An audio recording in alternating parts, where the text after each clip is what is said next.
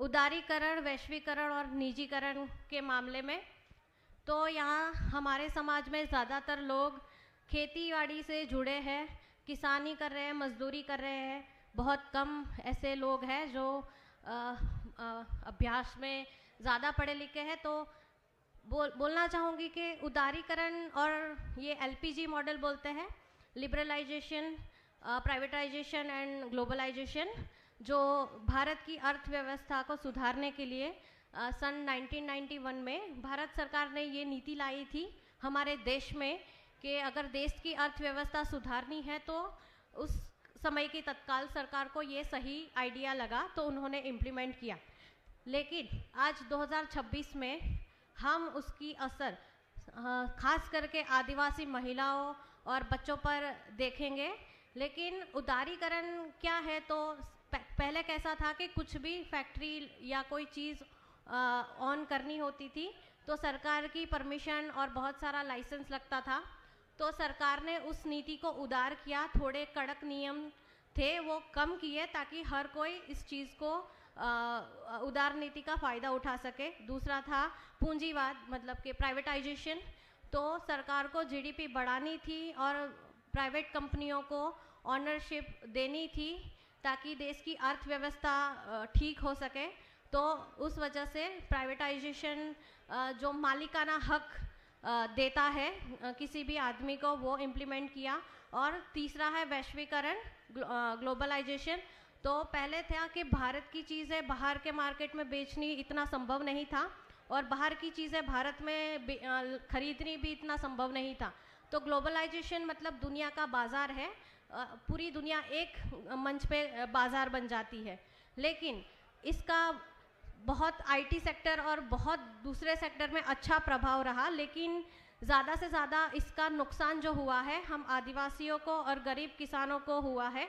क्योंकि हमारा समाज, आंकड़ों पे मैं बात करूँगी कि पूरे देश में सिर्फ 0.1% मतलब मात्र 0.1% लोग हमारे लैंड ऑन करते हैं, यानी कि हमारे पास इतनी ही ज़मीन है।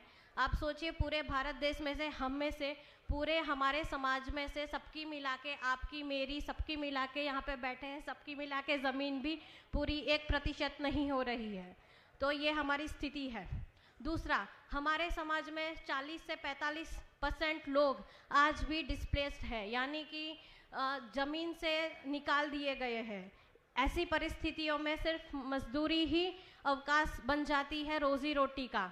लेकिन जब वो मजदूरी करने के लिए वो जो मज़दूर लोग जाते हैं तो उन्हें वहाँ पे बहुत सारी तकलीफ़ें होती हैं और उन तकलीफ़ों को मैं थोड़ा डिटेल में यहाँ पे बात करूँगी। तो महिलाओं की संख्या असंगठित क्षेत्र यानी इनफॉर्मल सेक्टर है, उसमें 2026 में बढ़कर 42% हो चुकी है।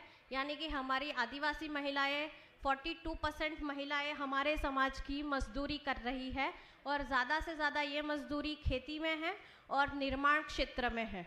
और इस इतनी बड़ी पैमाने पर हमारी महिलाओं का ऐसे क्षेत्रों में काम करना ये बहुत गंभीर विषय है। दूसरा है अनौपचारिक रोजगार, जो पूंजीवाद और उदारीकरण नीति की वजह से हमारे समाज में, मतलब कि हमारे देश में लगभग 94 to 95, मतलब कि पूरे 100% में सिर्फ 5% कम रहे हैं। इतनी सारी सिर्फ महिलाएं ही मजदूर है। तो हमारे देश की महिलाओं या आदिवासी महिलाओं की स्थिति बहुत ही गंभीर है और वो सारी असंगठित क्षेत्र में काम कर रही है।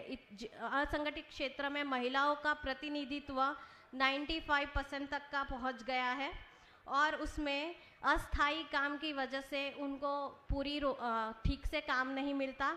निजीकरण के नतीजे में हायर एंड फायर की सिस्टम है, मतलब हायर करो और जब काम ख़त्म हो तो फायर कर दो, मतलब कि काम की गारंटी नहीं है और काम की गारंटी आज है कल नहीं है और बीच में ठेकेदार है तो डायरेक्ट हमको मजदूरी नहीं मिल रही है, बीच में ठेकेदार को रखना पड़ता है और उस वजह से महिलाओं में और एक समस्या बहुत बड़ी है कि दाम जो मिलता है मजदूरी का, वो भी पुरुषों से 30 से लेकर कई कामों में 50% दाम पुरुष की तुलना में महिला को कम मिलता है।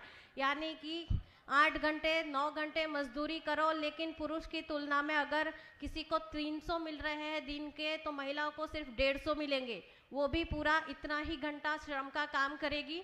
लेकिन आज भी फॉर्मल सेक्टर हो, इनफॉर्मल सेक्टर हो, या हमारे समाज में किसी काम मजदूरी जाती है महिला, तो बहुत से क्षेत्रों में, ज़्यादातर 80 से 90% क्षेत्रों में आज भी महिलाओं को कम वेतन मिल रहा है। ऊपर से अस्थाई काम है और वेतन में भी भारी अंतर है। और यहाँ ज़्यादा से ज़्यादा महिलाएं जो निर्माण क्षेत्र में, कंस्ट्रक्शन साइट पे काम करती है, वहाँ पे बेसिक सुविधाएं नहीं हैं, बाथरूम जाने की, पानी की, लाइट की।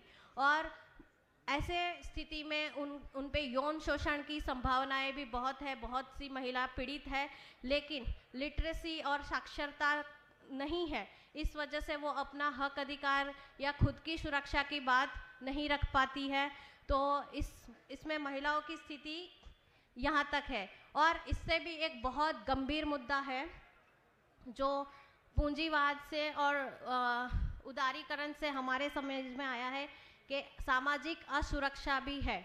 यानी कि बहुत सारी खेत मजदूर महिला है या निर्माण क्षेत्र में महिला है, अगर वो गर्भवती होती है या गर्भवती होना चाहती है, तो उनके जो ठेकेदार होते हैं वो उनको परमिशन नहीं देते, क्योंकि अगर वो प्रेग्नेंट हुई तो उनको काम करने नहीं मिलेगा। तो अपना परिवार पालने और पोसने के लिए वो अपनी प्रेगनेंसी भी डिले कर रही है। आज हमारे समाज की हालत इतनी गंभीर हो चुकी है, आप चाहे यहाँ पे बैठ के जितना भी जय आदिवासी आदिवासी एक हो लगा ले, लेकिन अगर आप आंकड़ों पे ध्यान नहीं दे रहे हैं, यानी कि आप नीति बदल रही है, नीतियों में नियम बदल रहे हैं, कहाँ हमारे लिए सबसे बड़ा नुकसान वाला नियम है, हम में से मैं आप कोई भी स्टडी नहीं कर रहे हैं। यहाँ पे मंच में हम आज समाज की तौर पे इकट्ठा हुए हैं और हम आशा से आए हैं, लेकिन हमें ये बहुत सोचना है कि अपनी महिलाओं को पढ़ाएं, खुद भी पढ़ें, और ज़्यादा से ज़्यादा, जैसे अशोक जी ने कहा कि पढ़ना पड़ेगा और नीति नियम जानने पड़ेंगे, क्योंकि हम हैं और हमारा जो सिस्टम हम चलाते हैं, हम खुद को चलाते हैं, लेकिन जो हमारे पे व्यवस्था है उनका सिस्टम अलग है, उनके नीति नियम और वो कैसे चलती है, और उनको उनकी व्यवस्था चलाने के लिए क्या क्या चीज़ों की ज़रूरत है, जो सारी हमारे पास है। तो हमको उतना काबिल होना पड़ेगा कि उनके बीच में बैठ के हम अपना पॉलिसी खुद बनाए। इतना काबिल हमें अपने आप को बनाना पड़ेगा कि अगर वो कोई पॉलिसी बना रहे हैं, कोई भी प्रोजेक्ट को लेकर आपको डिस्प्लेस कर रहे हैं या आपके पास पहले आए, आप उस पॉलिसी टेबल पे बैठे होने चाहिए कि हाँ, मैं मेरे समाज का रिप्रेजेंटेशन कर रहा हूँ और मुझे ये चीज़ें नहीं चाहिए। इतना अपने आप को काबिल बनाना पड़ेगा, क्योंकि ये दो तरफी कम्युनिकेशन है, क्योंकि एक तरफा नारा लगाकर, एक तरफा चिल्लाकर नहीं होने वाला है काम। हमको व्यवस्था के साथ बैठ के अपना कद उतना ऊंचा करना पड़ेगा कि वो हमें इतना